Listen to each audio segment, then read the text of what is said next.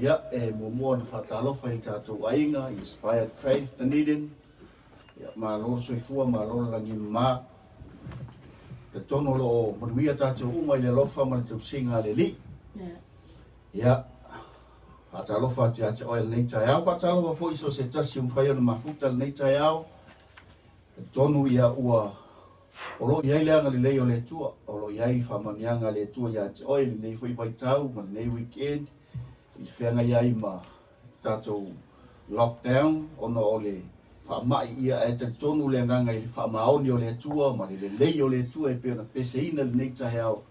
He's so good to us. Hallelujah. E le lei lava le li, i taimi uma e whamaoni fo yo ia, i taimi uma lava. Ia e whataro whatula ia te oil nei tai au. Greetings to you, non-Samoan speakers this morning. If you're watching online, I greet you in the name of our Lord Jesus Christ. Welcome and may God bless you. Hallelujah. O sina upu mai le afionga le tua e whai whaamalosa le nei aso. Sina whai tau le amau le tuse whaamasino lona mta upu e ono. Lona whai upu sifulu matasi. Ia e whaangata mai le whai upu e sifulu ma le val. Ia pe whaangata mai whai upu sifulu ma le tolu. Whai lawa na whaonga ina le tusi a toa a mauso o wanoa na whai taule iai. I le mta upu e ono. Ia o nai whai upu i e fia mau e se whaamalosi mo oili nei tai au. Sino lon ta upu sifulu matasi a lon whai upu, lon ta upu e ono a lon whai upu sifulu matasi. Ia se whaangata mai sifulu matolu. Ta maulo tusi o la taita ina tātou se talo nei tai au ta maa whamanuia oi la wafionga la mātou sauni whalongolongo iai. Mātou tonu lava le whamaoni o la wafio e le suia o ananafi. Ma le soe o ai le whavavau. Mātou whaafitai atuai a walo o mātou o auna i ate oi o se atua soifua, o se atua whamaoni, ma o se atua le lei. E te sila fia i mātou mai lava i le amatanga se i o ilo mātou taunga unga. Le se me lilo i lau sila whanga. Whamanuia, so se tasi umwhai no mātou mafuta i nei tai au, ia whaifo i la upu mwhananga i o mātou lotu. A mātou iai le nei vai tau o whainga tā o le soifuanga lo mātou ori. Mātou tatalo i eila whau unga le mātou whalongolongo. Ia whau fo i la o auna, fo i le vi inga ia te o Yesu. Amen e amen. Haita wina le nei tai au, nā alua tuai lea o le angelua Yehova ua nofo i lalo o le tapeneto, sai o Fira. Na ia Yoasa le sa api eseru. O ki tiona lo na tali ua ia sasa saito i le mea soli ai vini. Na ia lilo ai ia mitiana. O whaari mai a te ia le angelua Yehova o whape mai a te ia. O oe nā le toa malosi o ia te o Yehova. Na whai atuai lea o ki tiona ia te ia e lea li ie. A whai ui a te i mātou Yehova. Se ale mea ua o mai ai ia mea uma ia te i mātou. O i whea o na wāwenga uma. Na tau mai ai o mātou ta mai a te i mātou. O whapea mai. E lei aveina e ea o tou. O i tātou e Yehova ai ai kupito. A ona po nei walafo ina ai mātou i Yehova. O ia tuina mai fo i mātou i lima o mitiana. Hallelujah. Hallelujah. O sina upu lea mawaise whamalosi mo i tātou nei tai au. E le mawhai o na lafo ina tātou e le tua. Hallelujah. We will never fall out from the good hand of our God. E le mawhai o na tātou pa u ese ma le a au whamaoni ma le a au alofa o le tātou tua. O le vaenga le o le tala e peo na whaitawina li ni tai au. O le plana le tua i le o langa o kitiona. Hallelujah. Peo tātou whaitau atu iai i le tala i le soifuanga ma le wala awina o le tangata o kitiona. Ua tātou mori mawina ai e leo seisi na polkala meina leo langa o kitiona. Hao lea tua lava. Hallelujah. O le filfilinga la le atua, o le filfilinga le atua i le soifua ma leo langa o kitiona. Iai walalo o tantununga i nei tai au. Au tātou iai i nei vai tau whainga tā o le soifuanga o tātou wolai. ia tali tonu lo loto ma fa maoni lo loto ile atua. O lai hai le po kalame le atua ia te oi. Mai fa fita auli ma fainga tae o ile o langa ma soifuanga o tangata. Aua ne ingalo ia te tatou. O lai hai tu tonu inare po kalame le atua. Male fuafuanga le atua ilo soifua ma lo ola. Hallelujah. Pamali tala au alu e kiti ona. Pamai na tautua ilo na ainga ma tausi ilo na ainga. Tātou te maua ile whai upa se funma lua. Pamai na halu wa sasa saito i lalo le me soli e vine. Hallelujah. Ole upu moni, ole nofuanga le sasa saito ai ia kiti ona. Ele o se nofuanga e te tau ona sasa ili saito. Yeah. Ai fai mai, wala o na alu I, ona olo na fefe malon popole, ona ole whainga tā ole tūlanga le ia Israelu, I whainga miti ana ma isi nuu wha meo nuu mai sae. Olo o lato usu wha ia mai wala ua mai wana nofo I tono Israelu, ma lato whaaleanga lato mea tuto, whaaleanga lato lafu manu, ole tuto atua olea mea o mai miti ana ma abi ese ma whaaleanga. Ona fefe ile ole tangata.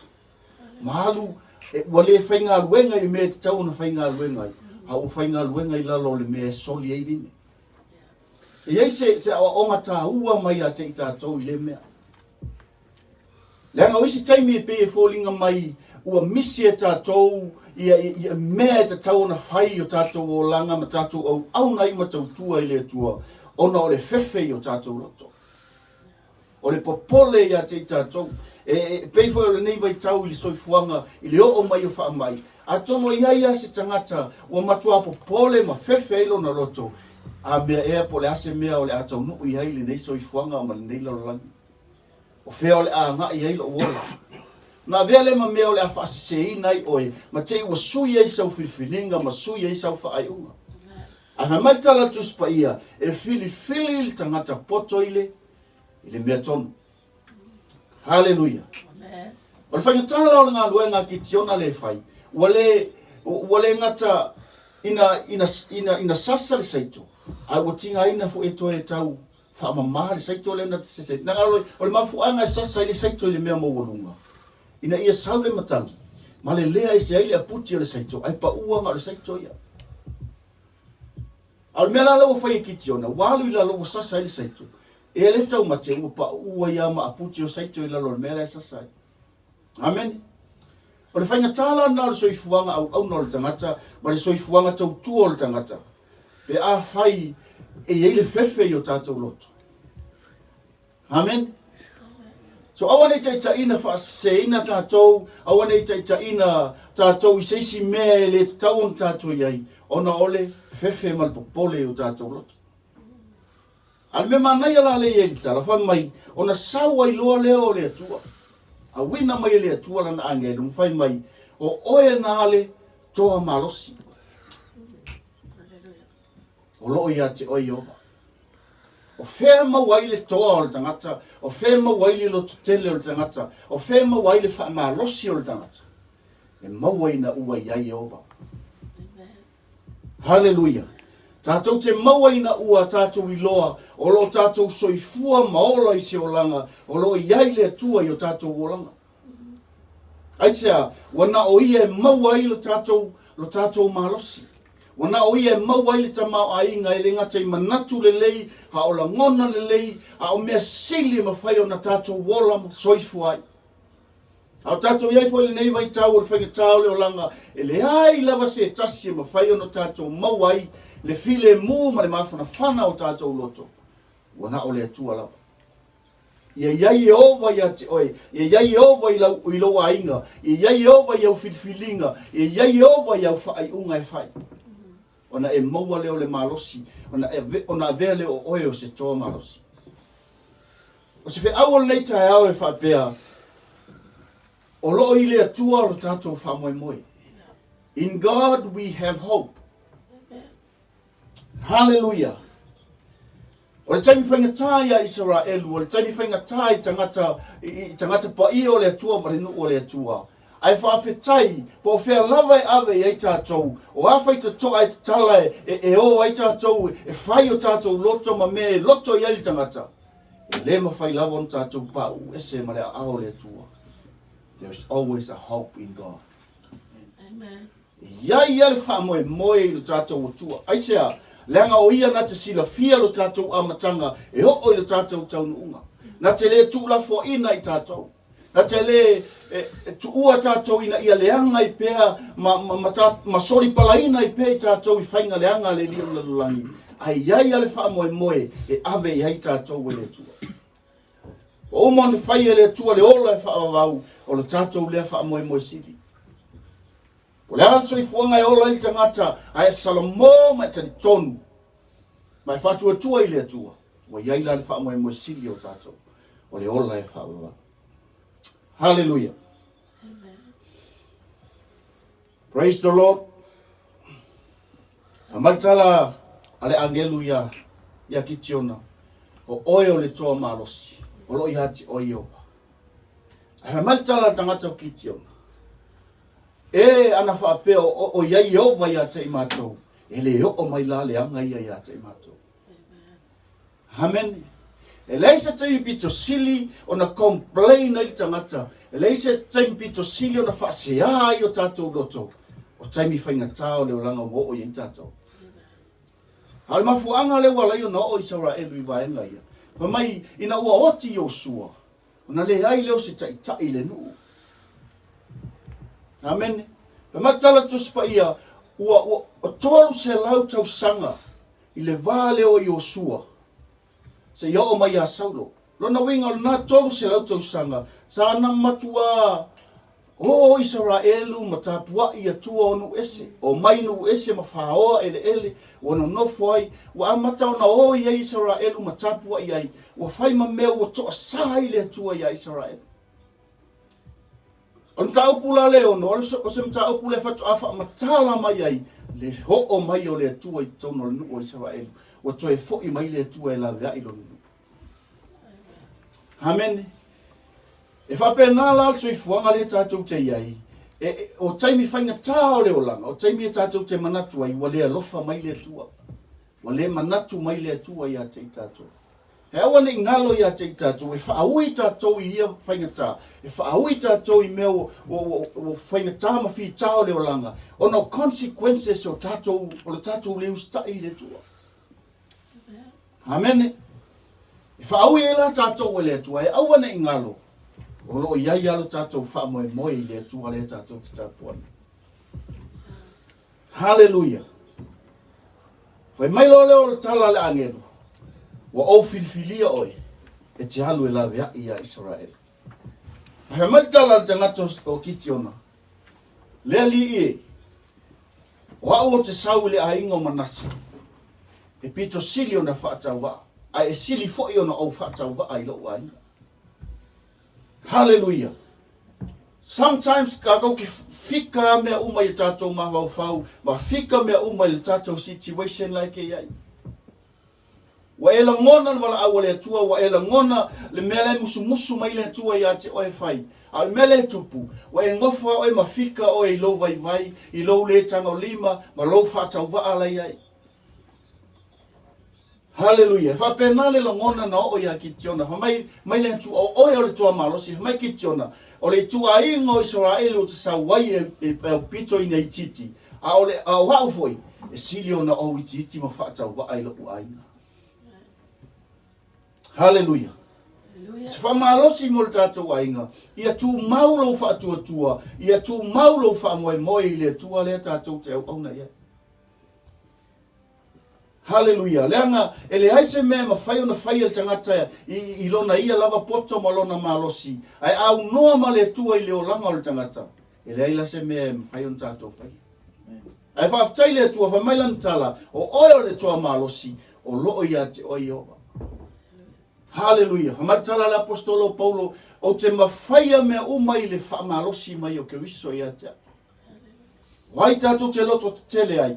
Wai e mawhai on tātou o pei luma, ma tātou au na pei le li. Wai e mawhai on tātou fei singa whaafita auli mwhai tāo leo langa. E o mai a te i tātou. wana o tātou o tua la. Hallelujah.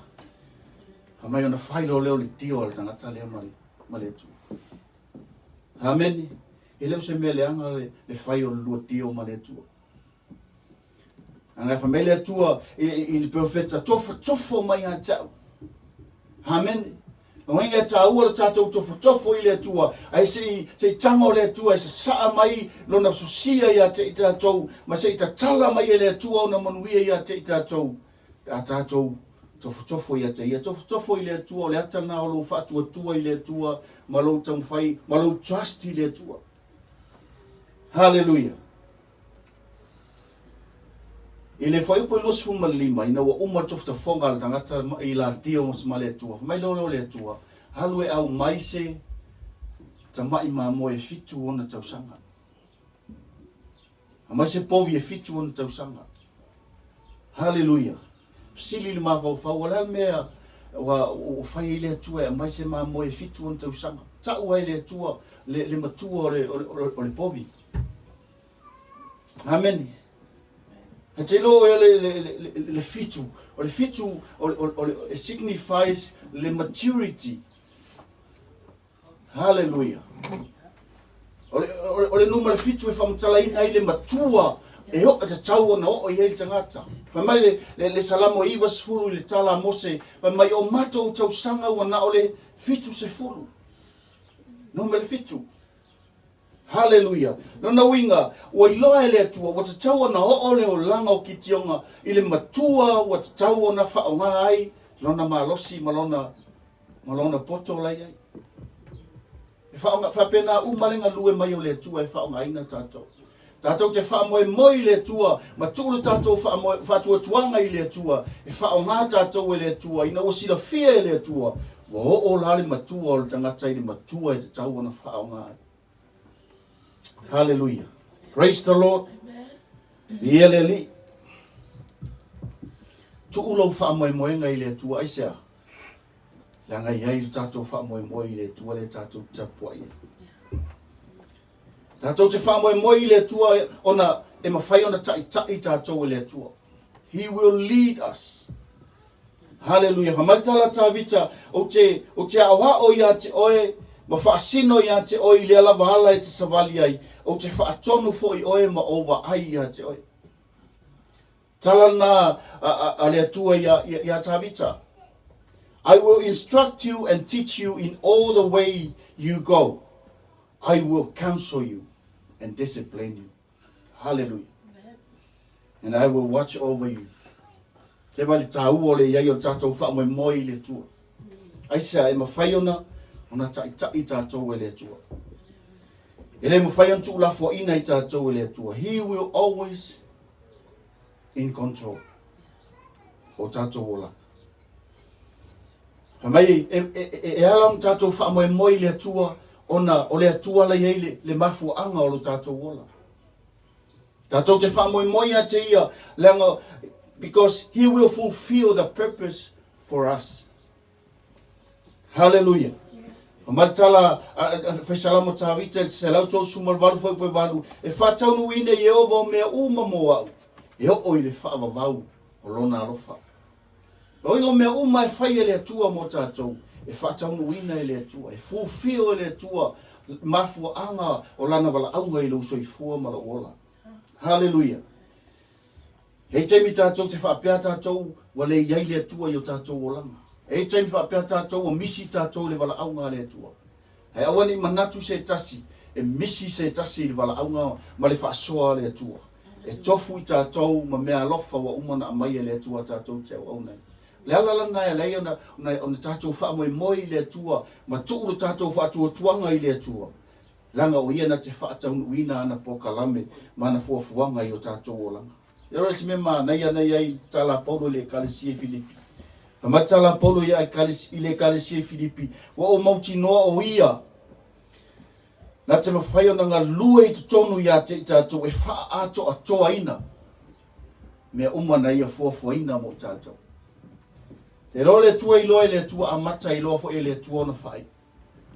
A whaina mai o ele tua i amatanga ina ia whaia lona whinangalo. Look after fo i tātou ele tua ina ia whaai wina mea. Hallelujah. He will complete what he started in our lives. Praise the Lord.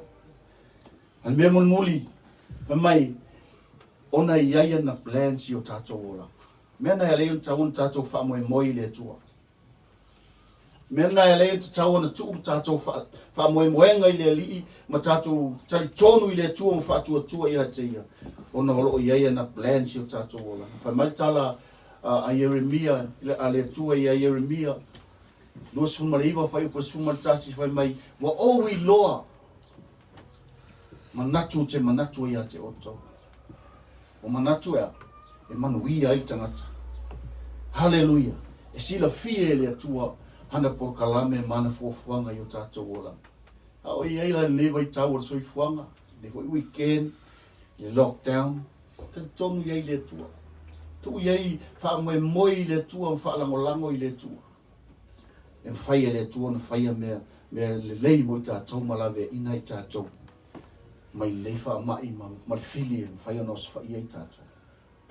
Hallelujah. In God, there is always hope. Hallelujah. E whamanuia mai le atua le lei taia. Swa malosi nā mo tātou. Malosi nā mo tātou. A inga e maise i tātou. Mwhai tātou mafuta le nei taia. Tu ui le atua lo whamai mo. Tu ui le atua lo whatua tuanga. He has a plan for you.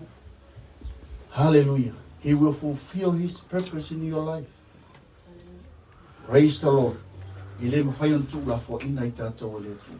I le mawhai on la fo i tātou le atua. Se ia le whanau ma le anga tangata. Aia.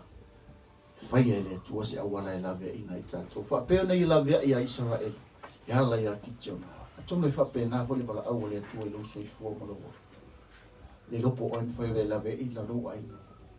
Po oim whai na lawea ina e karesia. Lawea ina se whapoto patonga e lawea ina se nu. Whai ana whaonga ina i tātou le atua. Pea whai tātou te whamo e mwole le atua le tātou te au kame. Whamanuia le atua i ate oim le taia.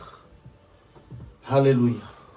Whai ise meo e mana ombia i soasoania le atua. Whafonga le atua i ate. Hallelujah. E le mawhai ona lafo ina i tātou e le atua. E le mawhai ona le tali mai le atua pe a tātou whatua tua i ate. E fisau ia se talo mo oe le tai au. Ka tonu iai whatua tua i le atua. Whai e le atua se mea sili mo e. Au i tātou iai fo i nei vai tau. Tātou te talo i le atua. Ma whai e le mana o le atua. Na lawe ina i tātou mai nei wha mai. Ma mea o mai o soifuanga. Whatua tua i le atua. Mo ine i o whonga o leo sau nia se talo mo tātou nei tai au. Do mātou o tua. Mātou whalongo longo i lau. Mātou te tonu lava. O oe iai lo mātou whatua tuanga. O oe iai le whalango langonga. Iai lo mātou whaamua moi a te oe. Whapea na e whaia ia Israel. Whapea na e whitwhilia ki tiona e whai malawea. E whapea na whoi lo mātou tali tonunga. E leo suia oe le tua. E tū maulava oe o oe le wha.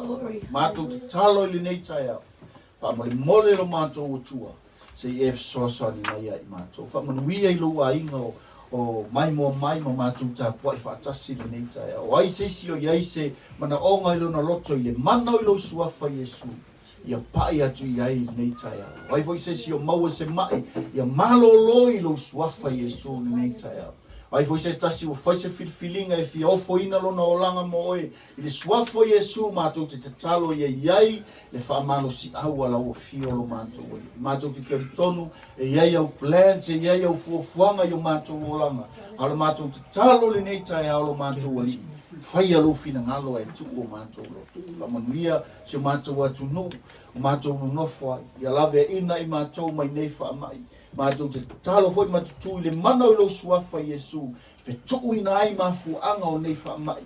Wa whaaleanga ina. A ia lawe ina lau whaanga. Wa o mai oe. Whaatonu mai oe a te i mātou ia mātou doa na whai alo fina. Ia te oe lo vi inga Yesu. Whamanuia se mātou a inga lotu le nei tai au. Ia te oe lo vi inga. Hona o Yesu. Amen e amen.